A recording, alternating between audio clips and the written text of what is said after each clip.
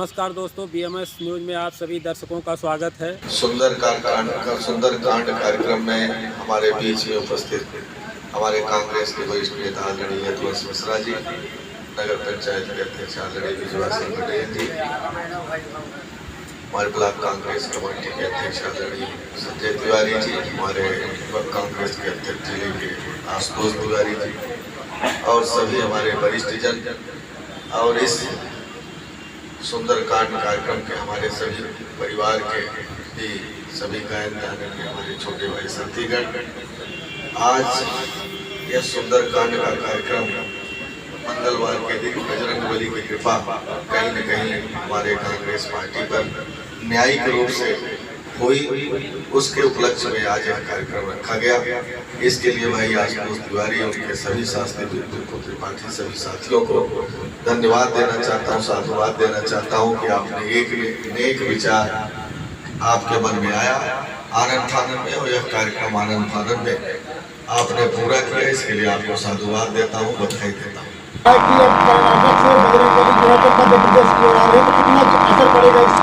ये बजरंगबली कलयुग के देवता, उनको पल पल की खबर होती है, मिनट सेकंड की तो आप बात छोड़,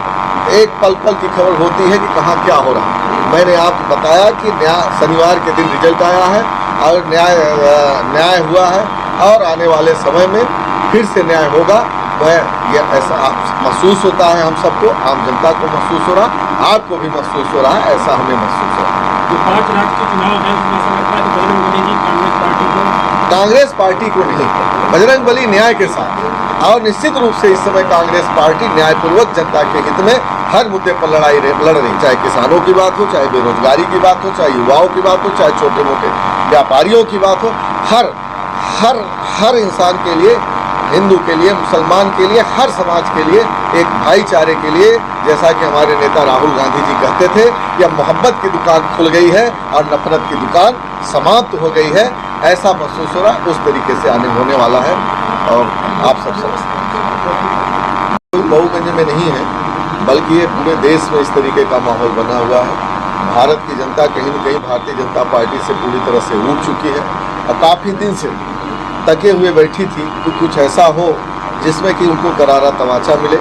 और पूरे देश की जनता को कहीं न कहीं कर्नाटक की जनता ने संदेश दिया है। और जो भय का वातावरण बना हुआ था पूरे देश में, एक तानाशाही शासन का, और उसके खिलाफ लड़ने का, आप लोगों को ध्यान होगा कि जिस समय कर्नाटक के चुनाव हो रहे थे, हमारे कांग्रेस पार्टी के वरिष्ठ नेता DK शिवकुमार को कितने दिन जेल में रखा गया, कितने दिन उससे पूछताछ की गई, राहुल गांधी जी के साथ कितनी बड़ी अभद्रता की गई, उनके घर छुड़ाए गए, और आप समझिए कि उनकी सदस्यता तक समाप्त कर दी गई। मतलब एक पूरी तरह से भय का वातावरण बनाया गया था।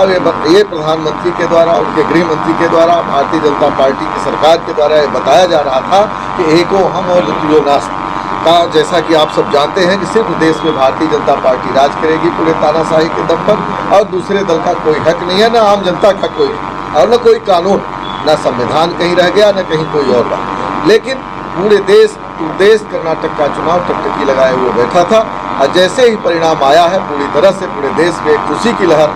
दौड़ी है। और यह निर्णय, संयोग की बात है कि शनिवार के दिन हुआ, और शनिवार का दिन कहीं न कहीं शनिदेव का दिन होता है, बजरंगबली का दिन होता है, और जिसे न्याय देवता किया जाता है। अब आप सब देख रहे थे कि प्रधानमंत्री कोई सभा ऐसी नहीं होती थी जिसमें जाते थे और बजरंगबली का नाम लेकर के नारा नहीं देते थे और ये कहते थे बजरंगबली के नाम पर आप लोग वोट दीजिए। लेकिन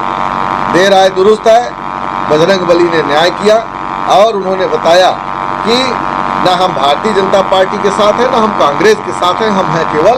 न्याय के साथ। और उन्होंने न्याय किया, और आने वाले समय में जितने भी चुनाव हो, चाहे मध्य प्रदेश की बात हो, चाहे छत्तीसगढ़ की बात हो, चाहे आपके राजस्थान की बात हो, तेलंगाना की बात हो,